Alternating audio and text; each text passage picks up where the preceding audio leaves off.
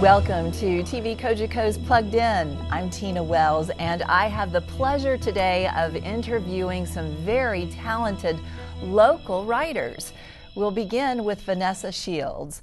Vanessa is a provocative writer who's written a book that we'll tell you more about, but I will tell you this: she'll make you laugh and she'll make you cry.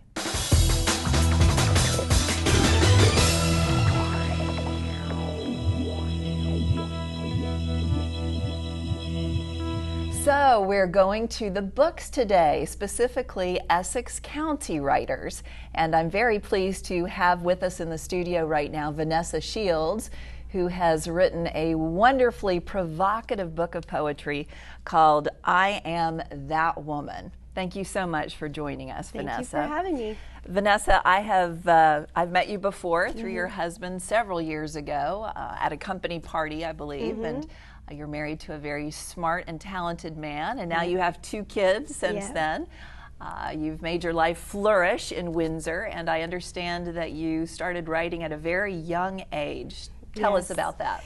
Well, I started writing predominantly in journals and diaries, the little cute little ones with the lock and key. And I started doing that, probably soon after I learned how to write. And I also was an avid reader. So coupling those 2 things together, writing just came naturally to me. But I started out writing in a journal. And then, as life progresses and you go through all the experiences that you go through growing up, poetry was the next sort of natural flow of genre of writing that I did. So my writing is very conversational, just because it was born out of me having a conversation with myself when I'm writing in my journals. And I've been writing poetry since I was really young too. So. And you've written 3 books. This is your 3rd, correct? Yes. The first one is Laughing Through a Second Pregnancy. The second one I edited. There is some poetry of mine in it, but it's an anthology of poetry about Windsor. And I was lucky to be the editor for that collection. And then this is my 3rd book, yes, I Am That Woman. And then your short stories and other things have been published, correct? Yes, yeah, a lot of articles too. I've done a lot of nonfiction writing. I write for the Writers Union of Canada, and I used to write for the Windsor Star, I used to blog for the Windsor Star. So I have a lot of nonfiction under my belt too. I'd love to get more poetry in more literary magazines, but so far it's really challenging to get published in those. But absolutely. Yeah, and you have to submit obviously a lot, and I'm kind of busy, so it's hard for me to hit all the deadlines. But I do try and submit as often as I can. So I understand. Yeah. Now, what else do you do? Because you're into creative writing. You're a mentor. Yes, I mentor several writers in the city, and what that means is they come to me with something that they've written or that they want to write, and we talk about it, and then we go through the process of, mostly it's editing and revision. So I've been mentoring a fellow who took one of my classes when I was teaching at St. Clair. It's been about a year and a half, and we've gone through a 300-page novel, and we just finished it. So that is meeting with him every week, and we go through a chapter every couple of weeks. And so there's that kind of mentoring that I do. I've done tons of workshops and writing retreats and taught classes that I've come up with myself.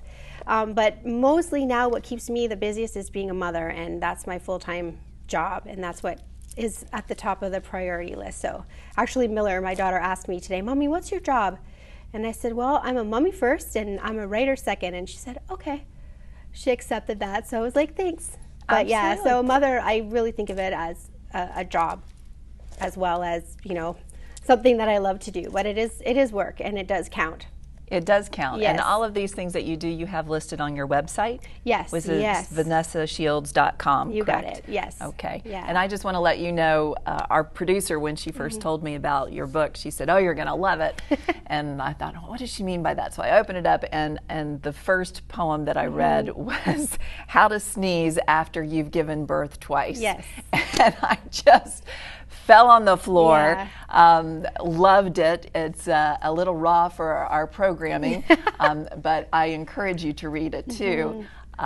Yeah, we did that on purpose when we were putting the collection together. It's published through Black Moss Press, yes. And the editor was Marty Gervais, who's also the publisher of Black Moss.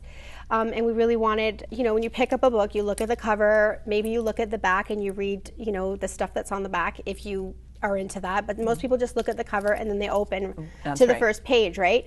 And so we thought we got to have something that's going to be super catchy right away, and something that communicates the voice of the rest of the book, which is that poem, and it's short and it's funny, and you know, it's clearly about being a mother and what that experience is like. And so we were very conscious of making that the first poem, because we knew that people would pick it up and be like, they'd either love it or they'd hate it. And so if they loved it, then, you know, we'd have them right away. So, yes. Yeah. Now, why write this book of poetry? Well, this book of poetry kind of came from older poetry that I've had that I revised, and then also brand new poetry that I just sort of said to the people in my life, I'm working on this book, so if I need to stop and write something, I'm going to do that.